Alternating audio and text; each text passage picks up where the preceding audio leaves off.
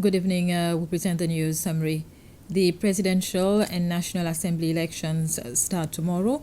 In a press briefing held this afternoon, Chief Electoral Officer Manuela Amsbury indicated that all logistical arrangements are in place as planned.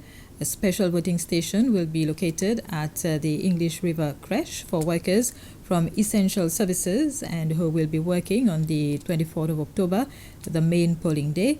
Voters traveling on the 22nd, 23rd, and 24th October will also be able to vote at the English River Creche. 3,387 eligible voters have registered to vote at this station.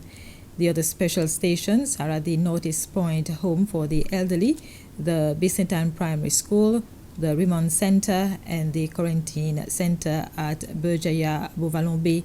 The station at the Bilaza Community Center will also open tomorrow for those residing at hotel establishments due to the nature of their employment contracts because of the COVID-19 pandemic.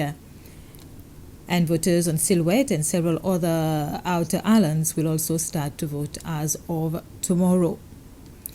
And there will be police controlling traffic in the areas where special polling stations will be opened tomorrow.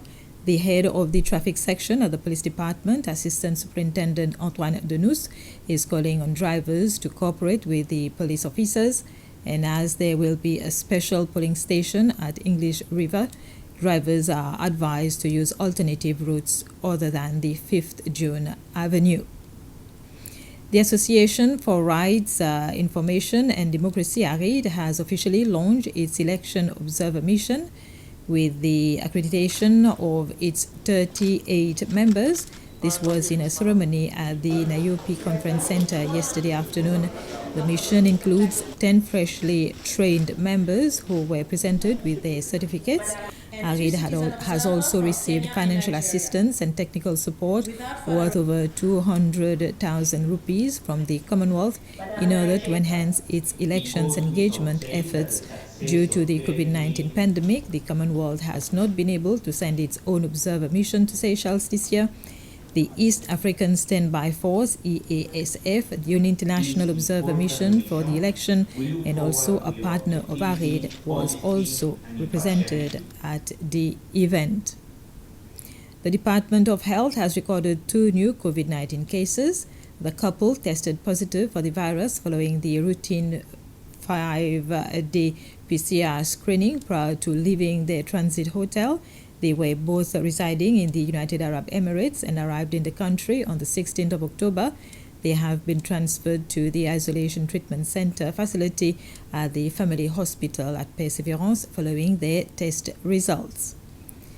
The head of the prison service says the inmate who died in jail during the weekend had no known history of mental illness. Raymond Saint-Onge has also rebuffed online claims that prison authorities failed to protect Dean Bristol. Retracing the steps that led him to a prisoner's lifeless body on Sunday, the head of the jail today broke his silence on the death. An autopsy has confirmed that 26-year-old Dean Bristol, a convicted burglar from Roche Caïman, died from hanging. It's regrettable whenever these things happen. It affects everybody, especially the families, certainly. But I got to remember our staff and myself.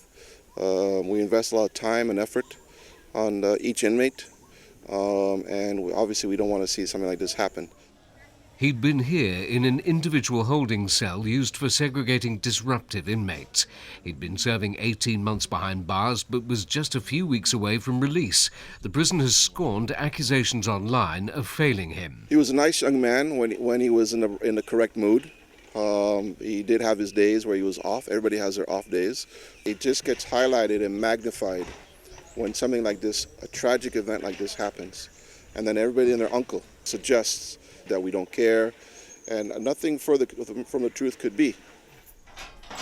The prison chief says a mental health nurse will soon be employed to support prisoners alongside other developments, including newly constructed cells intended to improve conditions and security among the jail population currently numbering 311. As well as this new facility to segregate the low-risk prisoners from the rest of the prison population, there are plans in hand to construct a high-security unit across the road at Bon Espoir with 60 individual cells. And within the past week, a drone has arrived here, which staff are being trained on, which will enable them to monitor the perimeter and keep an eye in the sky looking down on the prison population.